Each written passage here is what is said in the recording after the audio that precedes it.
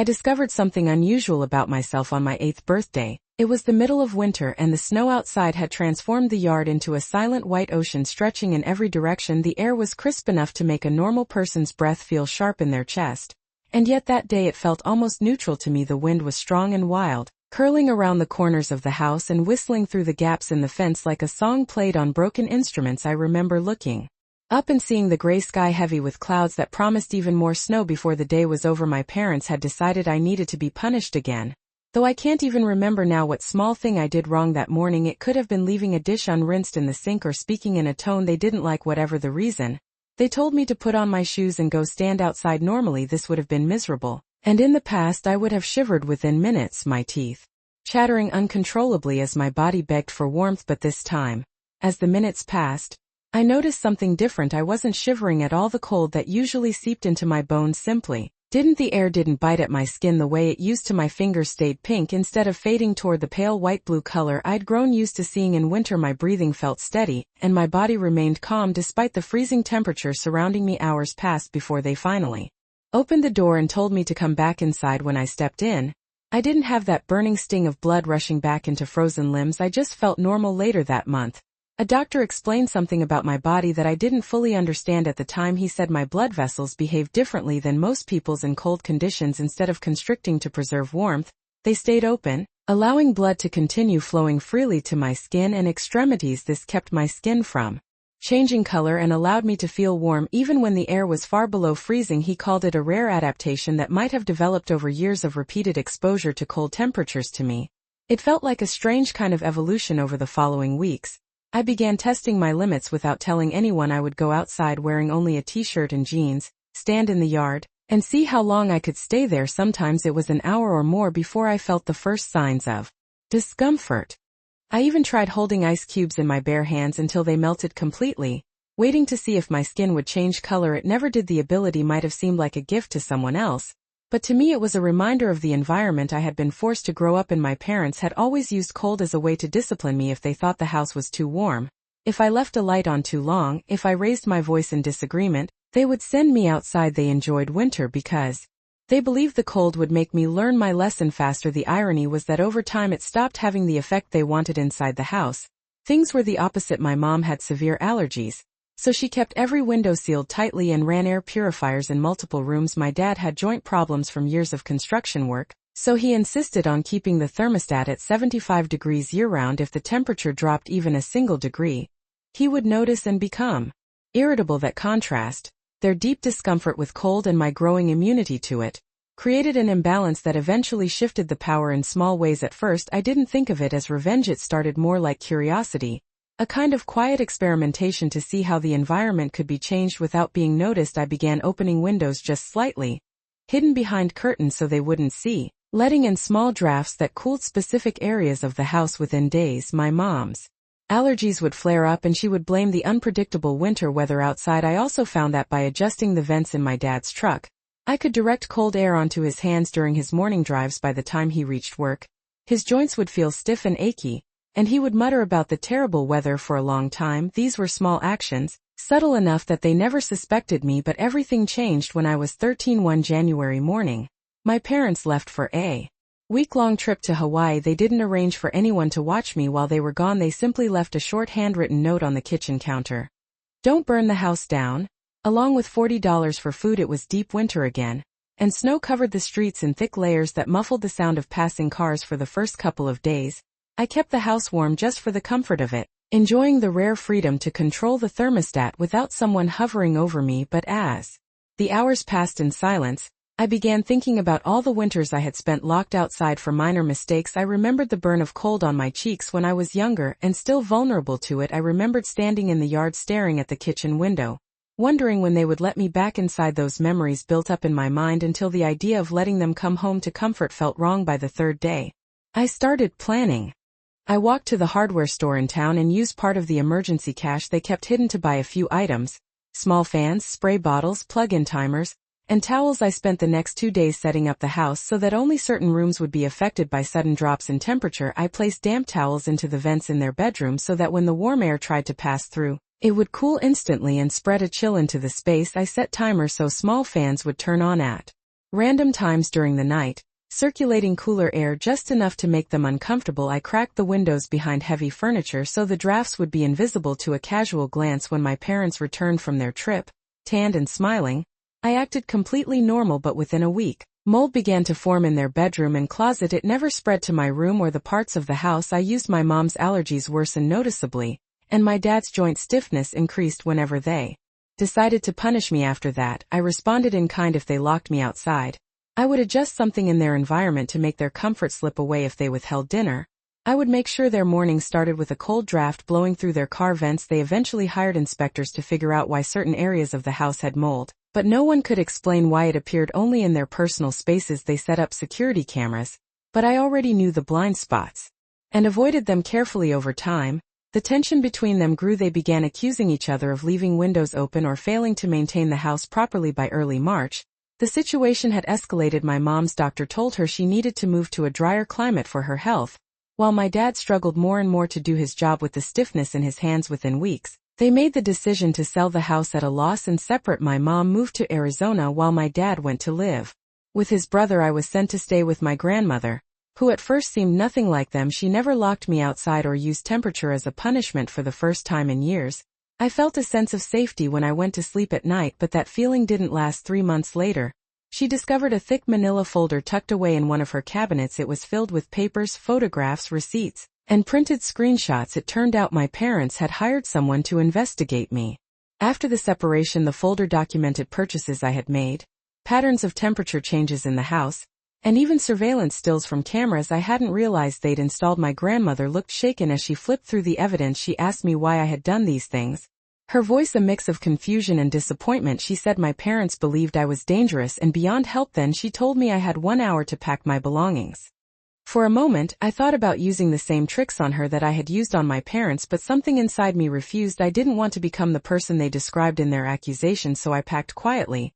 Taking only what I could carry, I left her house and walked to the nearest bus stop. With the money I had saved from selling old electronics that once belonged to my parents, I bought a ticket to the nearest city. When I arrived, I sent a message to my only friend, but her parents had seen news stories about me and told her she wasn't allowed to contact me anymore. I was 14 years old, in a strange city, and completely alone. That's when I met Carol. She found me curled up in the corner of a 24-hour laundromat, my backpack clutched against my chest. She didn't call the police or ask too many questions right away. Instead, she brought me a cup of hot coffee and sat down across from me. She asked if I wanted to tell my story, and for some reason I did. Carol ran a small underground network for teens who had left home in difficult or unsafe circumstances. She introduced me to others who had endured strange forms of mistreatment and survived by adapting in unique ways. Carol's shelter was nothing like any place I had been before. It was hidden inside an abandoned section of an old shopping mall. The air inside carried the faint scent of dust and faint soap from the laundry station they used to clean donated clothes. The lights were dim in most hallways to save power, but each room had warm lamps that made the spaces feel softer than they looked from the outside. Carol showed me where the other teens stayed, and I noticed immediately that none of them stared at me with the suspicion adults often did. Instead, they offered small nods, like they already understood something about me without needing to ask questions. One boy named Haim told me in a quiet voice that he couldn't feel physical pain anymore after years of neglect. A girl named Lisa could hear everything, from the smallest whisper to the quietest footstep, because she had spent much of her childhood in locked closets, listening to the world through walls. Marcus, a tall boy with sharp eyes, was a gifted hacker, shaped by a lifetime of being monitored and tracked by his parents until he learned to watch back. I realized quickly that this wasn't just a shelter. It was a community built from survivors who had adapted in extraordinary ways to survive extraordinary hardships. Carol gave me a small bed in a room with 2 other girls close to my age. The sheets smelled faintly of lavender from donated detergent, and for the first time in months, I slept without worrying about someone unlocking a door to send me outside into the cold. Days at the shelter moved slowly. At first I helped Lisa sort donated clothes, learning to listen for the small hum of the laundry machines that signaled a cycle had finished. I joined Marcus when he sat at an old desk with a laptop, his fingers flying over the keys as he taught me how to make my online presence invisible. I sat with Haim in the evenings when he would tell quiet jokes and smile without showing teeth, his way of testing if people were safe before opening up more. But just when I began to feel like I had found a place to belong, news from the outside world found its way in. My parents had filed a missing person report on paper. It sounded like they were worried about me, But the language they used was far more damaging than any concern they pretended to have. They painted me as dangerous and unstable, claiming I had caused harm to them intentionally, and might harm others. Local news stations picked up the story, showing my school photo. Next to headlines that used words like troubled and violent, Carol showed me one of the articles on her phone, her expression unreadable as I scanned the lines that reduced my life to a handful of accusations. It made my chest feel hollow. Carol told me plainly that this kind of story could follow me forever if I didn't act. Survival wasn't just about staying hidden. It was about shaping the truth before someone else shaped it for you. That was when she suggested we start building my counter-narrative. The first step was collecting proof. Carol had contacts who could retrieve my medical records, and in them were years of notes from doctors who had treated frostbite symptoms in my childhood. There were old school reports noting bruises and signs of neglect from teachers who had quietly documented concerns. Neighbors had seen me standing outside for hours in the snow and could recall details. My grandmother, who had once turned me away, reached out unexpectedly after finding old photographs of me as a small child with lips tinged blue from cold. Back then she had not understood what she was looking at, but now she wanted to help. She admitted that my parents had threatened to put her in a care facility if she interfered, and she had stayed silent out of fear. Now she was ready to speak. Her statement was the first witness account we had from family, and it gave our case more weight. I decided to tell my story publicly, but carefully. I started an anonymous blog called The Girl Who Couldn't Feel Cold. I never mentioned names or locations, but I described my experiences in detail, from the first time I noticed my resistance to the cold to the ways I had adapted to survive. Within weeks, the blog gained attention. Messages came from survivors of similar treatment, from advocates offering help, and from medical professionals curious about my condition. But the attention wasn't all positive. Some people accused me of lying, and others defended my parents without knowing them. When my parents saw the blog, they escalated their response. They hired a reputation management firm with one clear goal: to restore their image and destroy mine. Carol intercepted a copy of the contract, and reading it made my skin crawl. They wanted to remove any sympathetic view of me from the internet and replace it with a version of events where they were the victims of an ungrateful and manipulative child. One morning, I woke up to find that my blog had been deleted without warning. The firm had hired a hacker to take it down, but Marcus wasn't just skilled. He was determined. Within hours he had restored the entire site from cached backups and set up layers of protection so it couldn't be erased so easily again. We moved quickly, uploading my medical records, photographs, CPS documents, and witness statements to multiple secure platforms. Even if one site went down, the truth would remain somewhere else. Around that time, a local journalist began investigating my story. After finding my blog through mutual contacts, she discovered doctors who had once pleaded with my parents to stop using cold as punishment. She found teachers who had reported suspected abuse years earlier, and neighbors who still remembered watching me through their frosted windows while I stood outside. One of the younger kids at the shelter posted a photo on social media near a recognizable landmark. Within a week, the private investigator my parents had hired tracked us down. The shelter prepared for the possibility of a raid. Carol asked if I wanted to leave before they arrived, but I made a different choice. I decided to face them head-on. At dawn, I met the investigator in the food court of the abandoned mall, a small news crew waiting nearby. I sat calmly, wearing short sleeves to make it clear that the morning cold didn't touch me. When the cameras started rolling, I told my story in full. I explained the punishments, the way my body had changed, and the ways I had fought back. I didn't glorify it or deny the choices I'd made. I simply told the truth. The interview went viral. People all over the world saw it, and opinions shifted almost overnight. CPS reopened my old case files, and it turned out the statute of limitations hadn't expired on everything my parents' carefully constructed story began to crumble. The trial was the moment everything that had been hidden for years finally stepped into the light. It took months to prepare, but when it began, the courtroom was already filled with reporters and people who had followed my story online. Carol sat beside me in the gallery, her expression calm but her hand resting on my shoulder in quiet reassurance. My grandmother was there too, holding a small notebook where she had written reminders of what she wanted to say if she was called to the stand. The prosecution began by presenting the timeline of events starting from my early childhood. They showed photographs of me at 5 years old standing in the snow wearing only a thin sweater, my lips faintly blue and my hands uncovered. They played video clips from a neighbor's security camera showing me pacing in the yard for hours while snow piled around my ankles. The jury watched in silence and I kept my eyes forward. When my grandmother testified, she spoke softly but clearly, explaining how she had not recognized the signs of abuse back then and how my parents had intimidated her into staying silent. She admitted her regret openly, and the sincerity in her voice made several jurors shift uncomfortably in their seats. Doctors testified about the medical records showing repeated signs of cold exposure.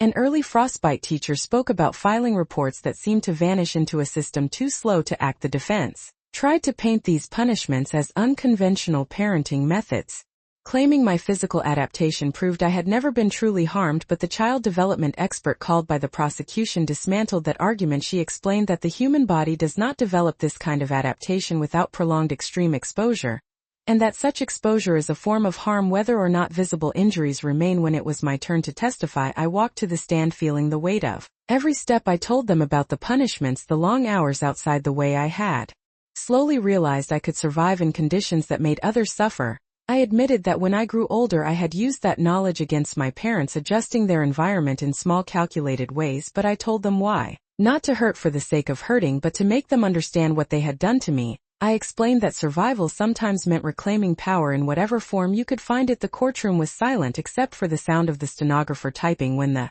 prosecution rested and the defense began calling their witnesses, it became clear their case was crumbling. My father's testimony was full of contradictions, and my mother's answers often shifted mid-sentence.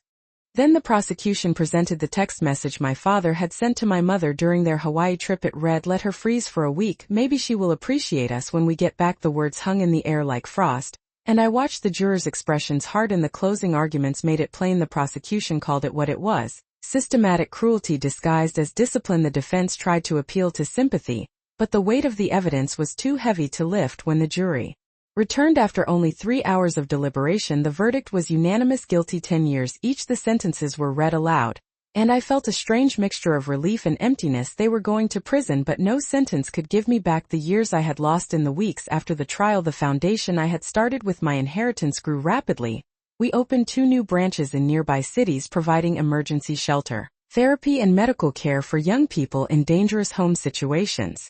Carol became our senior advisor, working on policy changes to make intervention faster. When signs of neglect appeared, Haim led outreach programs visiting schools to talk about resilience. Lisa ran our crisis hotline, where her extraordinary hearing allowed her to pick up on things in callers' voices others might miss. Marcus built our secure data systems, protecting the privacy of everyone we helped. My grandmother became an unofficial historian for the foundation, collecting stories from survivors and archiving them for research and awareness campaigns. 5 years passed, and the work never stopped. Every statistic in our annual report felt like a personal victory. Each safe bet, each counseling session, each life saved. A piece of my own story rewritten into something better than news came from the prison. My father's health had deteriorated rapidly, his immune system weakened, and his arthritis worsening in the constant 72-degree controlled air. He developed pneumonia and never recovered. I did not attend the funeral. My mother petitioned the court for release to attend, but was denied after being caught tampering with the heating system in her prison ward to mimic the exact conditions she preferred. She wrote me a long letter, a mix of confession and blame. I burned it in the same fireplace where she had once burned my winter coat. Life outside their shadow was different. I met someone at a trauma conference, another survivor whose parents had kept them in artificially bright rooms until their sleep patterns broke entirely. We understood each other without needing to explain every detail. On our wedding night, we laughed about how perfect the temperature in the room was, balanced between us without compromise. 10 years after the trial, I stood on a stage in a sleeveless dress at an awards ceremony. The air conditioning hummed at full strength, but I felt nothing except the warmth of the moment.